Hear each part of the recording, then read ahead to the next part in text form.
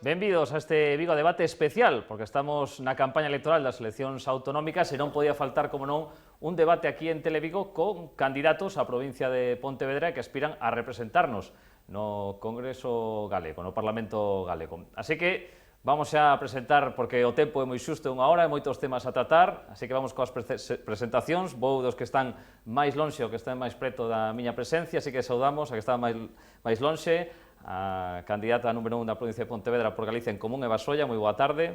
Hola, boa tarde. Por parte do Partido Popular temos a Marta Fernández Tapias. Marta, moi boa tarde. Boa tarde, buenas tardes. Por parte do Partido Socialista, Noelia Otero. Moi boa tarde. Moi boas tardes. E por parte do Bloque Nacionalista Galego, Luís Bará, que tal? Boa tarde. Moi boa tarde. Antes de nada, explicar un pouco o funcionamento do debate. Teñen un primeiro turno de palabra, que será aproximadamente 2-3 minutos, e logo haberá, como non, tempo de réplica de 1-2 minutos tamén cada un. Cada partido abrirá un bloque e pechará un bloque. Así estamos ecuánimes, un abrirá un dos 4 bloques e outro pechará un dos 4 bloques. Así que xa comezamos en primeiro lugar, porque estas eleccións veñen marcada evidentemente pola pandemia do coronavirus, toda a crise sanitaria que provocou, tamén unha crise económica, pero centramos en primeiro lugar nesa crise sanitaria. Como se xestionou dende Galicia, dende a Xunta de Galicia, tamén cal debe ser a política sanitaria a partir de agora, porque evidentemente pode vir un rebrote, como están dicindo os expertos, a partir do outono. Así que este primeiro bloque toca abrirlo ao Partido Popular, a Marta Fernández Tapias. Hola, muy buenas tardes a todos. Lo primero quiero mandar un sentido recuerdo y un cariñoso abrazo a toda la familia de esos 619 fallecidos en el COVID en Galicia y los probablemente más de 40.000 en España. La irrupción de esta pandemia en nuestras vidas lo que puso de manifiesto es la capacidad de reacción de las administraciones públicas. Galicia supo reaccionar, reaccionó con anticipación, con agilidad, con transparencia y con lealtad institucional. Antes ya del estado de que se decretase el estado de alarma por el Gobierno de España, Galicia había adoptado medidas para el reforzamiento del sistema sanitario. Se había creado una comisión de expertos sanitarios, se había creado una comisión en todos los departamentos de la Xunta, a la que yo misma pertenecí como directora general de Administración local. Se creó también unas decisiones que fueron fundamentales para la atención sanitaria. Se disponían ya de 600 camas que eran convertibles en UCIs, se ampliaron y se reforzaron el personal sanitario, tanto sanitario y de los servicios sociales. También se adelantó la compra de material, que esto fue fundamental, como por ejemplo el material de protección que el Gobierno central no nos enviaba. Nos adelantamos en la compra también de los respiradores, que luego resultaron cruciales para poder responder a los picos de la pandemia. Cuando se había ya decretado el estado de alarma, en Galicia teníamos ya medidas adoptadas muy importantes, como la limitación a las visitas de los hospitales y de las residencias a una persona por usuario, para proteger precisamente a esos colectivos más vulnerables. También se habían suspendido ya las actividades lectivas y se limitaron los aforos. Cumplimos con nuestro deber, y nuestro deber era no dar una vida por perdida en el pico más alto de la pandemia, tuviese la edad que tuviese el paciente que ingresase en un hospital. Se dieron altas de pacientes de todas las edades, 50, 60, 70, hasta de más de 100 años. Por lo tanto, Galicia respondió mejor que en otras comunidades, y la tasa de letalidad es la más baja de España, junto con Canarias. Esto es muy importante. ¿Y por qué superamos en Galicia el pico de la pandemia? Lo superamos gracias al gran esfuerzo y a la dedicación ejemplar de los trabajadores de la sanidad, a los profesionales de la sanidad, a los trabajadores de los servicios esenciales. Gracias también a la responsabilidad de todas las gallegas y de todos los gallegos, que mayoritariamente aceptaron las drásticas medidas y las drásticas limitaciones a la movilidad a las que estuvimos sometidos durante muchos meses. También, y cómo no, gracias a las inversiones que la Xunta de Galicia hizo en sanidad en los últimos 10 años. Y nos permitieron tener infraestructuras que permitieron aguantar esta pandemia. Infraestructuras como el Hospital Álvaro Cunqueiro, que de ser un hospital que estaba denostado, criticado, ha sido un ejemplo a nivel nacional y permitió que se pudiese frenar el virus en el área sanitaria de Vigo. Galicia destina más del 40% de su presupuesto a la sanidad pública. En el 2020 es el presupuesto más alto de la historia, 4.110 millones de euros. ¿Y esto qué significa? Que seguimos invirtiendo, que seguimos mejorando la sanidad pública. La buena situación de nuestra sanidad fue la que nos permitió ser los primeros en salir de esta crisis sanitaria, y los primeros en tener una tasa de letalidad como la que decía antes, que es un reflejo de las cosas bien hechas. Te quiero ir rematando, por favor. Sí. Que ya... El Gobierno de Feijóo se adelantó, cumplió y fue la primera comunidad autónoma que pudo salir del estado de alarma, y además hemos sido felicitados por esta gestión por el Gobierno de España. Eva Solla, Galicia en Común.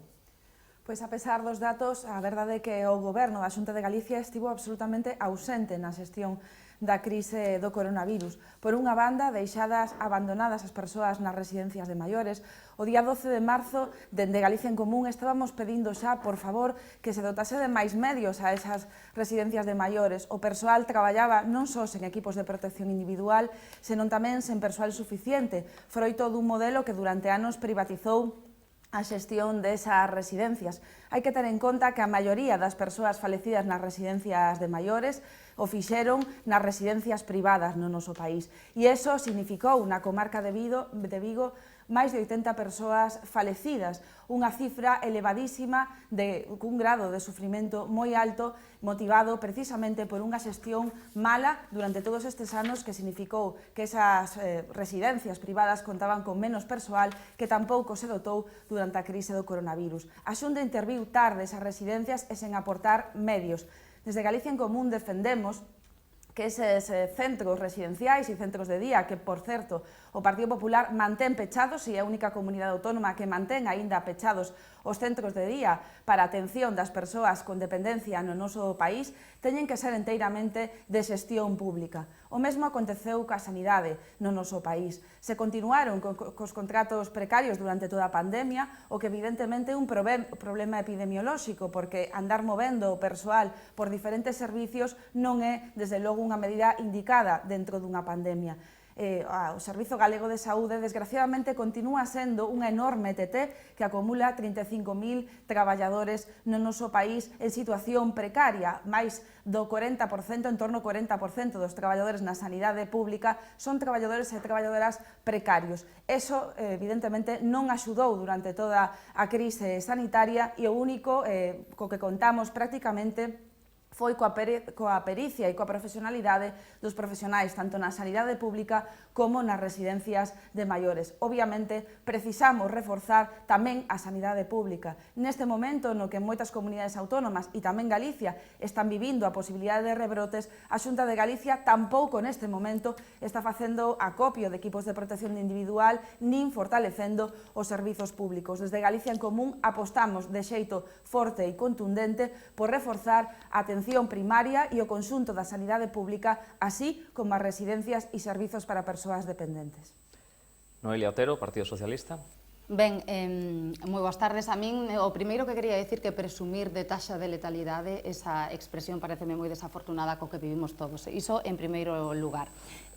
Presumir de xestión nunha pandemia empleando eses termos, teño que censuralo para comezar. E logo desmontar esa teoría da anticipación. En primeiro lugar, evidentemente, recoñecer o mérito, que se alguén ten algún mérito e podemos presumir de algo que penso que non, o mérito de todas as galegas, galegos, cidadáns, veciños de Vigo, de toda a comarca, que se confinaron e cumpriron con ese estado de alarma, e tamén das persoas que non confinadas estiveron facendo e dando a batalla contra esta pandemia. Por que non houbo anticipación de ningún tipo? Dicía que aquí se tomaron medidas antes. É tan sinxelo como tirar de hemeroteca. O 13 de marzo, pasadas as 3 da tarde, o presidente do Goberno comparece en rolda de prensa en directo para dicir que o día seguinte se aprobaría o decreto de estado de alarma. 2 horas despois desa rolda de prensa, 2 horas despois, o presidente da Xunta, Alberto Núñez Feijóo, comparece para dicir que entramos en Galicia en estado de emerxencia sanitaria. As clases se eliminan a partir do luns que ven. Eu teño unha filla en idade escolar, o xoves vai á escola e o venres é voluntario ir ou non ir. Polo tanto, adianto non. Dende o luns, igual que en todo o país, co estado de alarma e co confinamento, os nenos non foron á escola. Ben, 2 días antes, se tanta anticipación había, o presidente da Xunta, Alberto Núñez Feijóo, estaba nun acto electoral en Ferrol, a porta pechada con 400 persoas. Máis cousas. 2 semanas despois de decretarse ese estado de alarma, xa que din que non había material, que se deron todos os apoios aos sanitarios, foi destituída, foi cesada unha xefa de servicio de cirurxía plástica e reparadora no Hospital Álvaro Cunqueiro en plena pandemia, en pleno estado de alarma, por dicir que non tiña máscaras, que non tiñan material e que teñan que traballar con máscaras para estar evidentemente protegidos. Cal foi a resposta do Sergas e da Xunta de Galicia? Cesar a esa xefa de servizo. E logo, por outra banda, temos aí uns datos obxectivos, un estudio, hai 2, o da Xunta e tamén do Estado, estudio epidemiolóxico, que di que en Galicia o virus circulou e temos unha taxa de inmunidade moi baixa con respecto o resto do Estado, arredor dun 1,5%. Quere dicir que aquí o virus chegou máis tarde, circulou menos, e, por tanto, o mérito foi do confinamento, de que non teñamos, afortunadamente, e non podemos presumir de nada, porque as que hai son un drama tamén, non podemos presumir de cifras. Así que falar de anticipación e de presumir e de taxa de letalidade pareceme absolutamente falso e desafortunado. E xa para rematar, dicir que, ademais, non só non nos anticipamos, que se temos en conta a taxa epidemiolóxica que temos en Galicia, que o virus chegou máis tarde. Falamos de que ali onde a Xunta si tiña competencias que non retira o mando único, como é na sanidade e nas residencias, é onde están os maiores contaxios. E nas residencias, lembramos, e falaremos logo de política social e de residencias, porque isto que amosou é unha vulnerabilidade, unha necesidade de cambio de modelo urxente despois de 11 anos de políticas do PP. O que precisamos é un cambio de modelo. Estamos falando de que máis do 40% destas víctimas son residencias, son persoas que estaban usuarias de residencias. Hai que ir rematando, por favor, Noelia. E que aí sí se podían ter anticipado, que non o fixeron. E agora, turno de Luís Varado, Benega.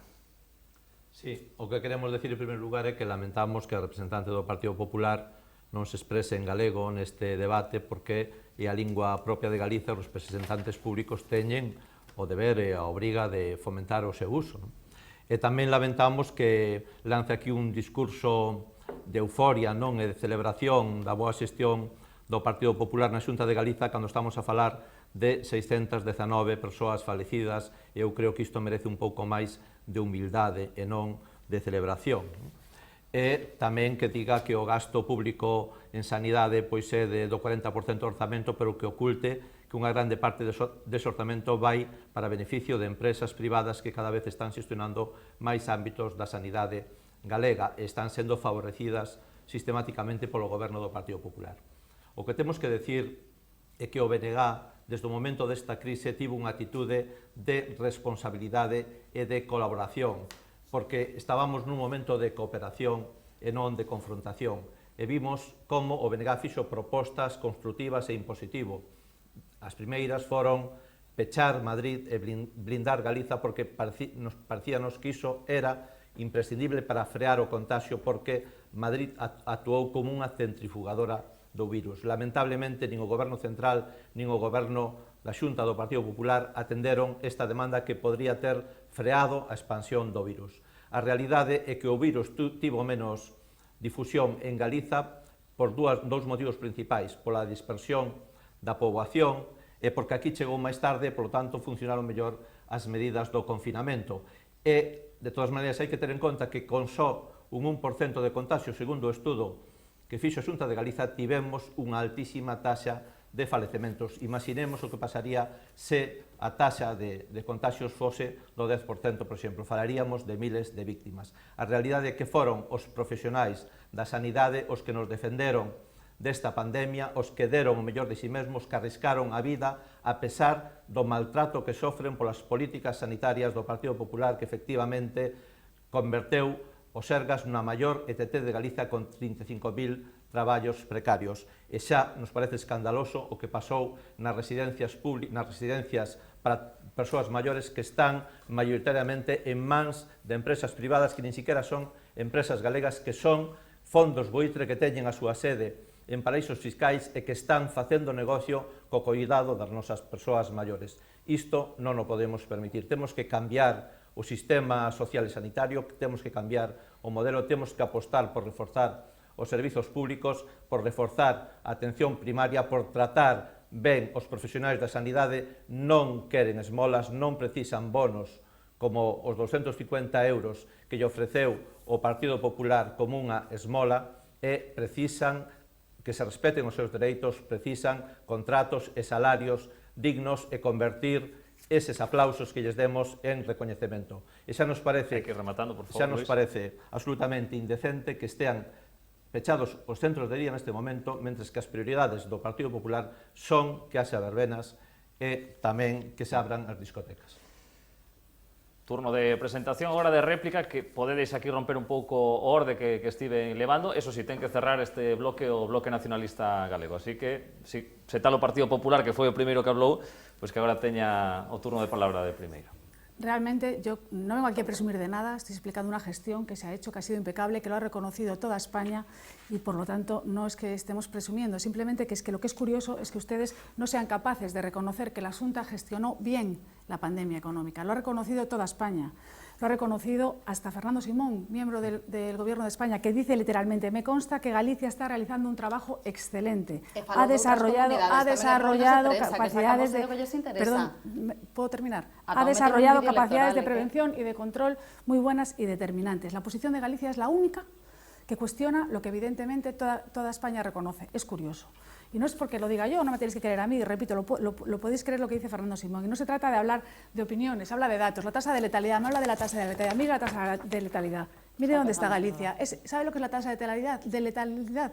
El número de fallecidos en relación con el número de contagiados. Mire dónde está Galicia. ¿Quere falar de cifras e de estatísticas falando de víctimas? Lo que nos importa es que salvamos vidas. Eso, no estamos sacando gráficos para hablar. Hablamos de las víctimas, no, hablamos de la gente que se salvó. Iso non é respetar hablamos de la as gente víctimas. que se salvó. Y por lo tanto, hoy Galicia cuenta con mejores servicios sanitarios y la pandemia lo puso de manifiesto. El área sanitaria de Vigo, además, con el Álvaro Cunqueiro, que tanto criticaron todos los que están aquí, ha sido pionero en España en hacer test, ha sido el que mejor atención ha prestado.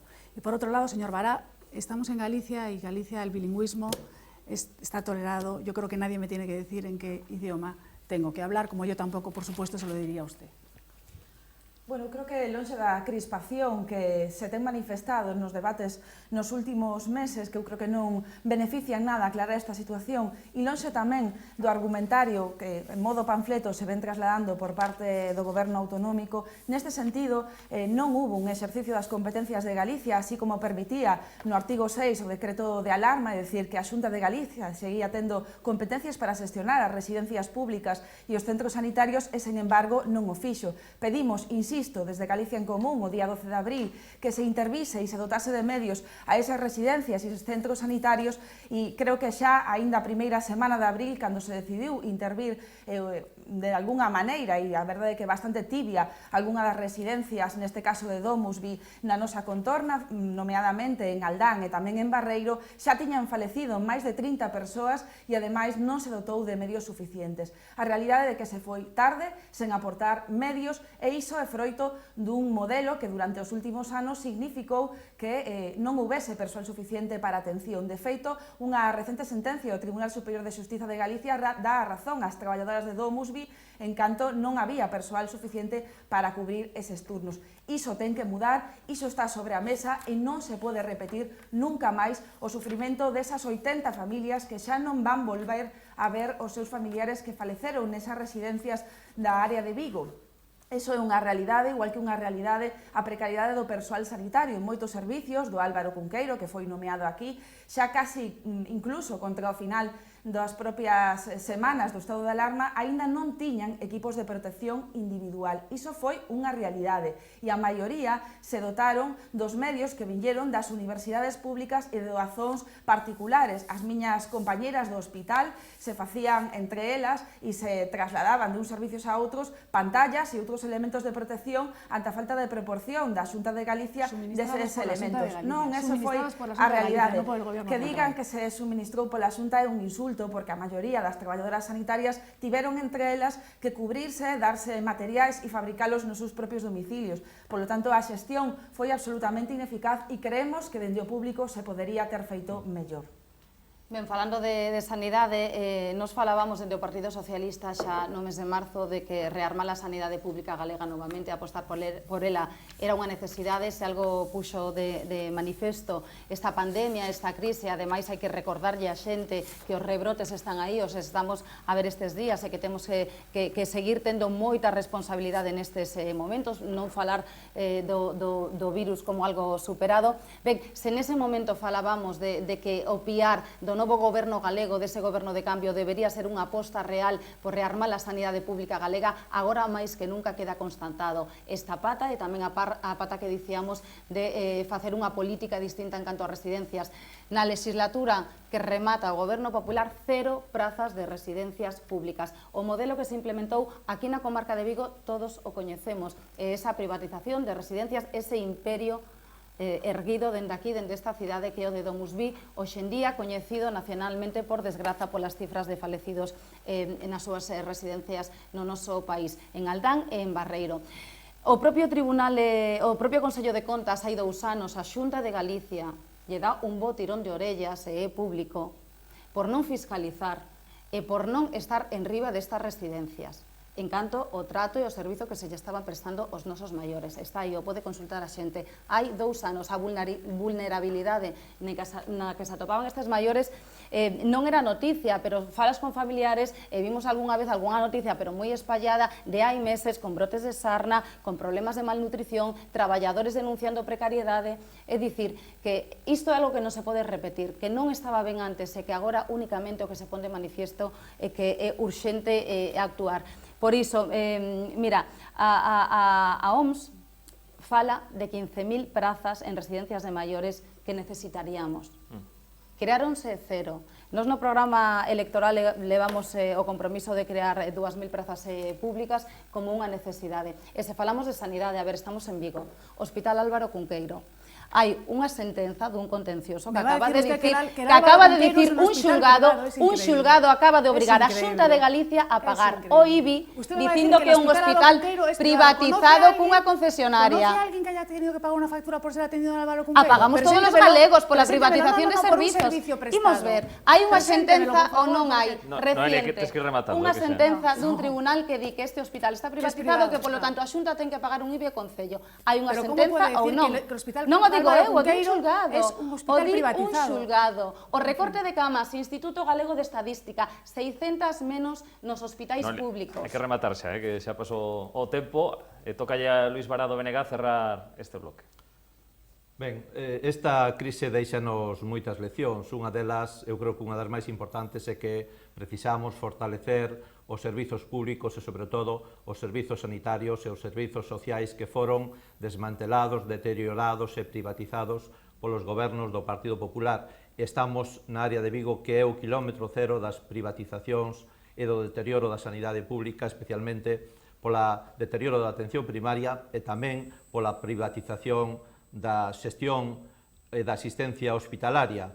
O BNG propón o rescate para o público da atención primaria e da atención hospitalaria sanitaria na área de Vigo. E iso pasa porque o Álvaro Cunqueiro teña unha xestión plenamente pública, tamén que se faga un concerto público con Povisa e que poidamos poñer a pleno rendimento tamén o Hospital Meixoeiro, que neste momento non está.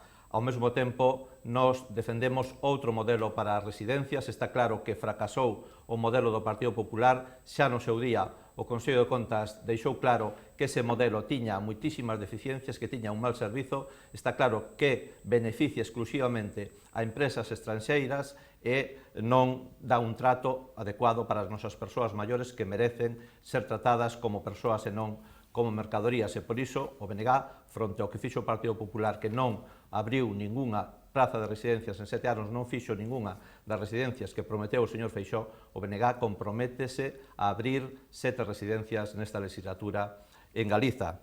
E, por último, tamén quero insistir na situación dos centros de día. Non pode ser que as persoas que deberían acudir diariamente aos centros de día estean aínda confinadas nas súas casas co deterioro da saúde emocional e mental que isto supón. A Xunta de Galiza non pode ter estas persoas 6 meses pechadas na casa. Polo tanto, pedimos, exiximos, e o BNG fará desde o Goberno, a apertura dos centros de día, porque non pode ser que si se poida ir a unha discoteca e non se poida abrir un centro de día.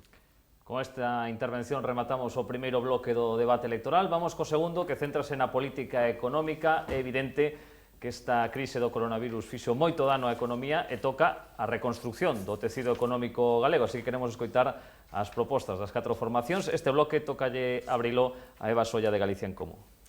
Bueno, a verdade é que Galicia afronta unha situación complexa porque evidentemente a crise do coronavirus ten para todo o territorio un impacto económico e social, pero tamén afronta unha crise complexa despois de 11 anos de goberno do Partido Popular que significaron 54.000 postos de traballo menos se atendemos os datos de persoas traballando no noso país. A realidade é que a industria perdeu en Galicia 20.000 postos de traballo e que no caso da nosa comarca é unha forte importantísima de emprego. Polo tanto, xa se viu a afectación tanto no sector da automoción como no sector naval. Nos últimos anos, as auxiliares do naval perderon na nosa comarca 3.500 postos de traballo por mor dunha ausente política industrial do goberno do Partido Popular que non exerce as súas competencias estatutarias. Dende Galicia en Común creemos que o emprego e a economía teñen que ser elementos que estén a disposición dos homes e mulleres deste país.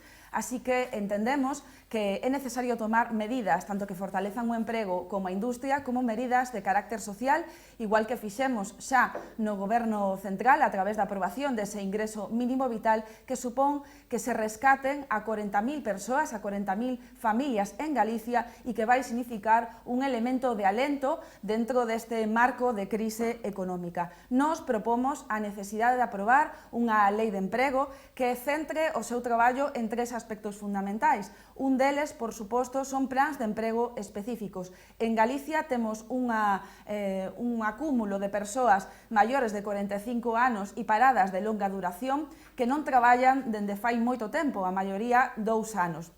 Necesitamos un plan específico para esas persoas para que se poidan insertar no mercado laboral porque son, sodes, ademais, as que sostedes unha grande parte das familias de Galicia. Por outra parte, as persoas mozas menores de 30 anos que, desgraciadamente, nos últimos 11 anos tiveron que marchar de maneira importante do noso país para poder subsistir noutros lugares que lle daban máis oportunidades. En segundo lugar, é necesario reformar o Servicio Público de Emprego para ter un Servicio Público de Emprego que verdadeiramente sexa un lugar onde se poidan facer itinerarios para que a xente se coloque, que poida servir para as propias empresas do noso país para buscar traballadores e traballadoras e, en terceiro lugar, elemento central da proposta nosa de lei de emprego, a loita contra a fenda salarial. As mulleres temos que alcanzar os mesmos salarios que os homes. Evidentemente, no marco de industria, elementos moi importantes. O primeiro deles ten que ver, por suposto, coa financiación. Precisamos ter un instrumento de crédito oficial galego que sexa tamén antesala dunha banca pública e que sirva para financiar tanto as pequenas e medianas empresas, autónomos, como os proxectos máis grandes. En Galicia o sabemos perfectamente o que acontece co naval. A construcción naval precisa dunha financiación permanente e ese é un elemento importante. E xa para finalizar, habría moitas medidas, necesidade de apostar claramente por un I+D+I que sirva no noso país para diversificar a produción industrial e que non dependamos tanto das empresas que moitas veces deslocalizan e se levan o traballo fora. Noelia Otero, Partido Socialista.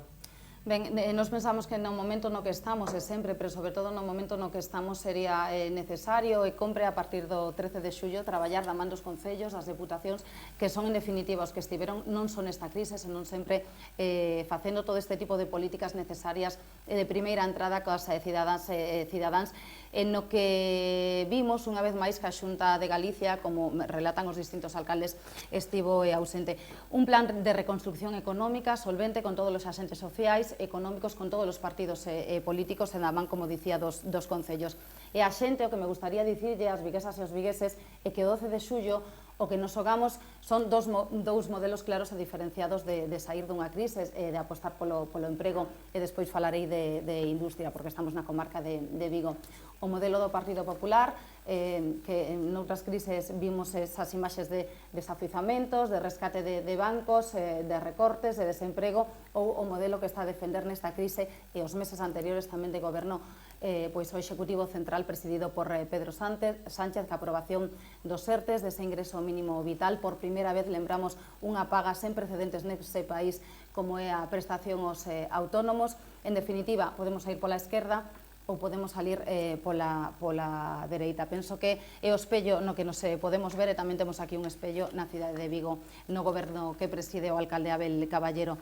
E dicía, ademais é un tema case que persoal, temos que falar da industria naval. Esta comarca caracterizouse por ser unha das punteiras a nivel nacional. Eu sou filla dun tubeiro, soldador e caldereiro do sector naval. Eu quería preguntar onde está Vulcano. Me gustaría preguntarlle ao presidente da Autoridade Portuaria, que depende da Xunta de Galicia, que pasa cos terreos de Vulcano e coa actividade naval neses terreos. Onde están, porque xa que estamos en campaña electoral e nas autonómicas, pois vimos ese anuncio de 20 flotéis para Barreras, que ian a ser ese gran lanzamento para a industria naval sen precedentes. Onde están os 20 flotéis de Pemex, que o señor Feijóo anunciaba, entre outras persoas, con Emilio Lozoya, es directivo de Pemex, que está agora mesmo na cadea por corrupción. Penso que é un sector con que non se pode xogar, e despois de 11 anos penso que fai falla unha política industrial, e como dicíamos, a Xunta ten plenas competencias.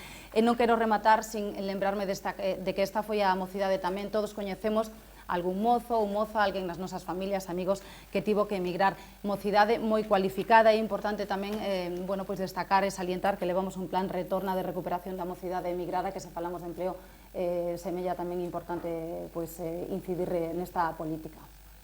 Luis Bará, Venega. Está claro que estamos diante dunha grave crise que pon en risco o futuro do país, do pobo galego, e que ademais ven engadida a un deterioro, un declive, unha decadencia de 11 anos do Partido Popular, que puxo o noso país tamén contra as cordas, coa perda de 100.000 habitantes en 10 anos, cunha emigración crecente, tamén cunha perda de mocidade, a mocidade mellor preparada da historia, que ten que marchar fora porque non ten aquí un traballo digno, e tamén coa perda de pulso industrial do país, coa desaparición de máis de 12.000 empregos neste sector, do que sabemos moi ben aquí na comarca de Vigo. Por lo tanto, hai que facerlle fronte a esta situación, e para iso o BNG, Ana Pontón, fixo unha proposta dun grande acordo de país que foi desoído polo señor Feixóo. Un acordo de país que ten que partir dunha grande alianza, dun acordo de todas as institucións e de toda a sociedade galega para sair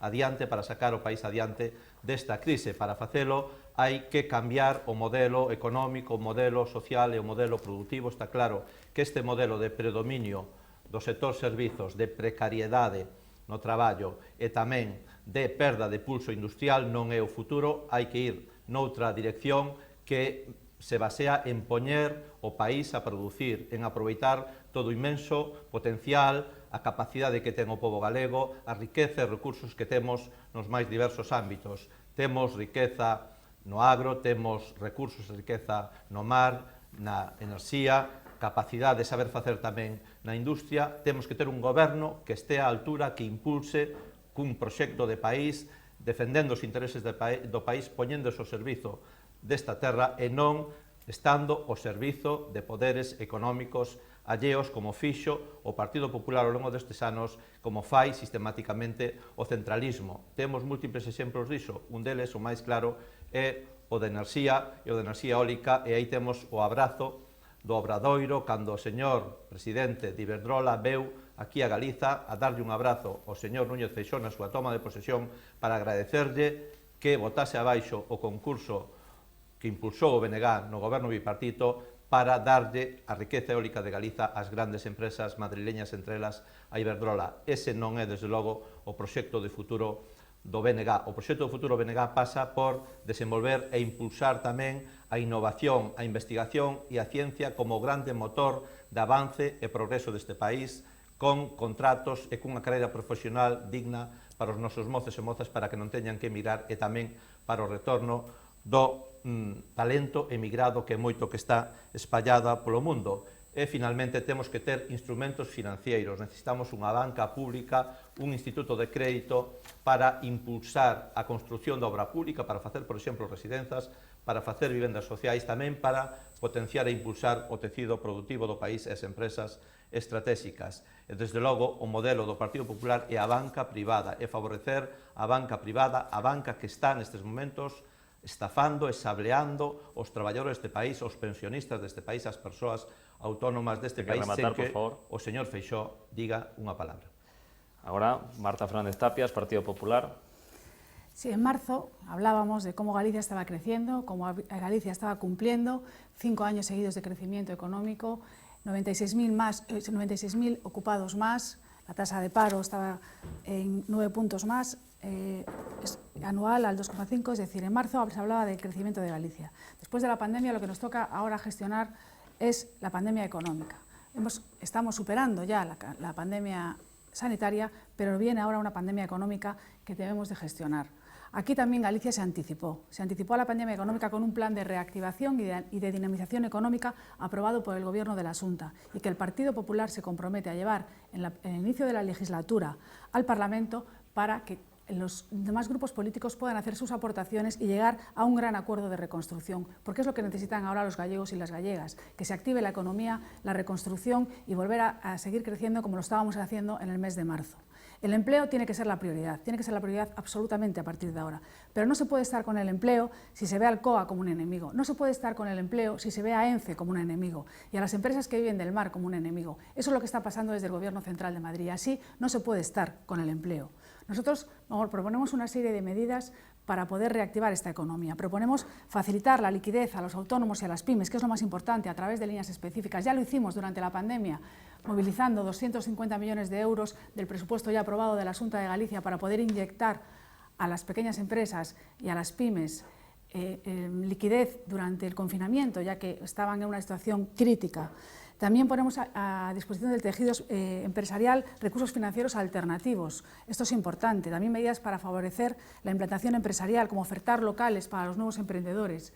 Necesitamos recuperar el empleo y esto es fundamental. También lo que hemos hecho, hablaba usted de los ERTEs antes, lo que ha hecho el Gobierno de Galicia, ya que la gente no le llegaba, la gente necesita que le llegue el dinero al bolsillo para poder vivir. Como no llegaba el pago de los ERTEs del Gobierno Central, lo que hizo la Xunta de Galicia fue adelantar ese salario a todos los trabajadores. Seguiremos también con la bajada de impuestos, con el objetivo de que el crecimiento económico se traslade a las familias y a las empresas, que eso es lo más importante.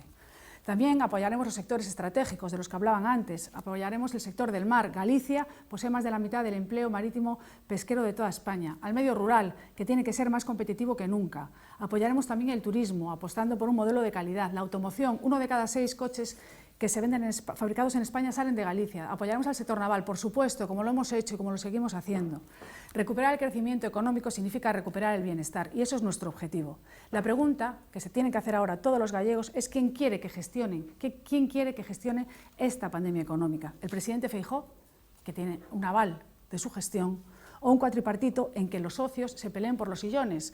A ver si ustedes ya están de acuerdo, a lo mejor, o van a pasarse la mitad de la legislatura peleándose o incrementando el gasto público, como han hecho en el Gobierno Central, creando 22 ministerios, cuando solo son 2. Imagínense si se tienen que poner 4 de acuerdo. Yo prefiero ni pensarlo. La política del Partido Popular está clara, es recuperar ese crecimiento económico, en ello nos vamos a centrar, estamos preparados para hacerlo desde el día siguiente de las elecciones, para empezar a trabajar, entrar por la puerta de San Caetano y poner en marcha todas las medidas y, por supuesto, llevarlo al Parlamento, como dije antes, y a conseguir un gran consenso de reconstrucción con todos los partidos. Moi ben, turno de réplica, comeza Eva Solla, Galicia en Común. Bueno, a verdade é que é absolutamente increíble e vergonzoso que non xestionou en 11 anos a industria deste país agora faga promesas. Hai que ter en conta que fai 4 anos Feijóo, o Partido Popular, se presentaba prometendo unha lei de emprego que, a pesar de ter maioría absoluta, non foi quen de levar ao Parlamento. Se deixaron 200 millóns de euros do orzamento do ano pasado sin executar en materia industrial e 135 nas políticas activas de emprego. É dicir, cando o orzamento xa era insuficiente, o Partido Popular non executou a totalidade do orzamento en emprego e en industria e agora ven a prometernos o que non se fixo en 4 anos. O mesmo Partido Popular que está obstruindo a través da autoridade portuaria, ese señor López Veiga, que os terreos actuais de Vulcano sirvan para que se manteña a industria e que se instale un astaleiro que dé traballo a todas esas familias que foron expulsadas pola ausencia de políticas industriais no noso país. Despois de facilitar a deslocalización das empresas de automoción, veñen a prometernos o que non fixeron durante estes anos. E que acontece con todas esas empresas pequenas que desgraciadamente sufren os impagos do naval. Non existe ningún tipo de instrumento de crédito para axudarlles, non existiu ningún interese por parte da Xunta de Galicia, pecharon moitas delas, pecharon, por favor, se me deixa rematar, eu non a interrumpín. Esta é a educación que teñen desde o goberno autonómico. A realidade é que quen non exerceu as súas competencias en materia de industria ven unha vez máis a prometer como cada vez que hai un proceso electoral. Nos creemos que precisamos unha intervención pública da industria para asegurar que non marchan máis empresas e que existen instrumentos de crédito e instrumentos para que as persoas que teñen máis dificultades de inserirse no mercado laboral poden traballar no noso país. Ben, efectivamente, como dicía a candidata do Partido Popular, a xente ten que escoller entre distintos modelos. O modelo dos recortes en 11 anos gobernando en plena bonanza económica, estamos de Vigo, gustaríame que falásemos de cousas concretas tamén de Vigo, falamos de recortes en sanidade, antes falábamos de sanidade, quedounos no tinteiro falar desa folga sen precedentes e das dimisións en atención primaria. Bueno, agora a atención primaria funciona pois a golpe de chamada e con retrasos de ata 2 semanas vista. Incluso se unha persoa ten algunha patoloxía, algunha urxencia, pois tens que chamar por teléfono, te dan unha cita por teléfono nun centro de saúde e logo xa deciden pois se hai cita presencial ou non. Así está de reforzada a sanidade despois da pandemia. Isto é o que aprendimos. Se despois de 11 anos de goberno do Partido Popular en maioría absoluta, en bonanza económica, este é o modelo que nos queda, pois efectivamente queremos apostar por algo moi distinto. E insisto, quero preguntar, porque son alrededor de 5.000 familias que perderon e que se vieron afectadas pola destrucción de empleo no sector naval na comarca de Vigo.